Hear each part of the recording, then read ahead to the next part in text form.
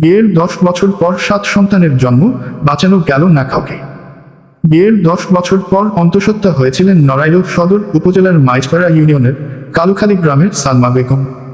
চিকিৎসকের পরীক্ষা নিরীক্ষায় গর্ভে 6টি সন্তানের কথা বলা হলেও তিনি স্বাভাবিকভাবে একে একে 7টি সন্তানের জন্ম দিয়েছেন। তবে অপরিপক্ক অবস্থায় জন্ম নেওয়া 4 ছেলে ও 3 মেয়ে সন্তানের কাউকেই বাঁচানো যায়নি। একে একে সব কোটি সন্তানের মৃত্যুতে ওই পরিবারে এখন শোকের ছায়া নেমে এসেছে। বর্তমানে অসুস্থ অবস্থায় যশোর মেডিকেল কলেজ হাসপাতালের চিকিৎসাধীন আছেন প্রসূতি সালমা বেগম। পারিবারিক সূত্রে জানা যায় যে কালুখালী গ্রামের লতিফ মোল্লার ছেলে মহসিন মোল্লার সঙ্গে 10 বছর আগে সালমা বেগমের বিয়ে হয়। বিয়ের পর মহসিন দীর্ঘ 7 বছর সৌদি আরব ও মালয়েশিয়ায় কর্মরত ছিলেন। 3 বছর আগে দেশে ফিরে বর্তমানে তিনি ইজিবাইক চালিয়ে জীবিকা নির্বাহ করছেন। 5 বছর আগে সালমার একবার সন্তান সম্ভবা হয়েছিল, কিন্তু অনাকাঙ্ক্ষিত গর্ভপাতের কারণে বাচ্চাটি নষ্ট হয়ে যায়। দীর্ঘ 10 বছর পর তিনি পুনরায় সন্তান সম্ভবা হন। চিকিৎসকেরা পরীক্ষা নিরীক্ষা করে জানিয়েছিলেন সালমার গর্ভে 6টি সন্তান রয়েছে, কিন্তু সেই মেডিকেল রিপোর্ট ভুল প্রমাণিত করে তিনি 7টি সন্তানের জন্ম দেন। মহসিন মোল্লার মা জানান, গর্ভে 6টি সন্তান থাকার খবর জানতে পেরে তাদের পরিবারে আনন্দের জয় বইছিল। পুত্রবধূর সেবা যত্নেরও কোনো কমতি ছিল না। গত সোমবার 4 মে বিকালে হঠাৎ করে সালমার পেট ব্যথা শুরু হলে তাৎক্ষণিকভাবে অ্যাম্বুলেন্স ভাড়া করে তাকে যশোর মেডিকেল কলেজ হাসপাতালে ভর্তি করা হয়। সেখানে মঙ্গলবার 5 মে রাতে তিনি প্রথম সন্তান প্রসব করেন। নবজাতকটি কিছুক্ষণ পর মারা গেলে মহসিনের বাবা মৃতদেহটি নিয়ে গ্রামের বাড়িতে চলে আসেন।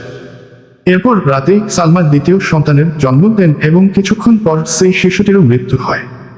পরের রাতেই যশোরের একটি কবরস্থানে শিশুটিকে দাফন করা হয়। পরদিন বুধবার রাতে একে একে আরও 5টি সন্তানের জন্ম দেন সালমা বেগম। জন্মের বেশ কিছুক্ষণ পর এই শিশুগুলোরও মৃত্যু হয়। বৃহস্পতিবার 7 মে বেলা 11:30টার দিকে কালুখালী গ্রামে পারিবারিক কবরস্থানে পাশাপাশি 6টি সন্তানকে কবর দেওয়া হয়েছে।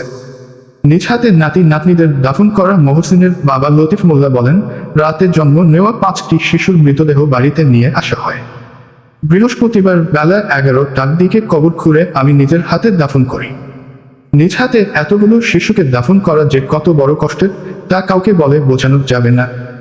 দীর্ঘ 10 বছর পর আমরা আশায় বুক বেঁধেছিলাম, কিন্তু আল্লাহ পাক আমাদের নিরাশ করে দিলেন। আমার পুত্রবধূ এখনো যশোর মেডিকেল কলেজ হাসপাতালের ভর্তি। সবাই তার জন্য দোয়া করবেন, সে যেন সুস্থ হয়ে আমাদের সংসারে ফিরে আসে। স্থানীয় মাধ্যমিক বিদ্যালয়ের শিক্ষক মোহাম্মদ সেলিম জানান, কালুখালী গ্রামের মহসিন মোল্লার 7টি সন্তান হবে এমন খবর জানতে পেরে এলাকায় চাঞ্চল্য সৃষ্টি হয়েছিল। সবার মধ্যে নবজাতকদের দেখার কৌতূহল ছিল, কিন্তু সন্তানগুলো মারা যাওয়ায় সবাই ব্যথিত হয়েছে। যশোর মেডিকেল কলেজ হাসপাতালের গাইনিক বিভাগের সহযোগী অধ্যাপক ডাক্তার লীলা মণ্ডল জানান, সালমা বেগম তার তত্ত্বাবধানে চিকিৎসাধীন ছিলেন। তিনি বলেন, তার সন্তানগুলো অপরিপক্ক অবস্থায় ভূমিষ্ঠ হয়েছে। সালমার পানি ভেঙে যায়। 5 মাসে 200 গ্রাম করে ওজন হয়েছিল শিশুগুলোর। সবারই হার্টবিট ছিল, তবে শেষ পর্যন্ত কাউকেই বাঁচিয়ে রাখা চেষ্টা সাধ্য করে বাচ্চা হয়েছে, আল্লাহ দিয়েছে। কিন্তু আমরা খবর শুনেছি 6টা বাচ্চা হলো, কিন্তু আমরা খুব খুশি। এলাকাবাসী, পাড়া প্রতিবাসী সবাই খুব খুশি, বাড়ির লোকজন, আত্মীয় স্বজন সবাই খুশি। কিন্তু এ বিষয়ে আল্লাহ নিয়ে গেছে, কিন্তু আমরা খুব দুঃখিত, খুব কষ্ট পাইছি। কিন্তু এখন তার আমার সে যাটা অসুস্থ, হসপিটাল আছে এখনো। সবাই দোয়া করবেন যাতে সুস্থ হয়ে যায়, সুস্থ হয়ে বাড়ি ফিরে আসে। প্রথম সন্তান আছে, কত আশায় কত খুশি হয়েছে না, যে যা হবে আল্লাহ যার কাছে হোক, ওতে আমরা খুশি না, খুশি আমরা অখুশি না। আমার বৌমার পেটে 7টা বাচ্চা আছে, বাচ্চা 7টাই মারা গেছে। আমরা এ নিয়ে খুব দুঃখিত।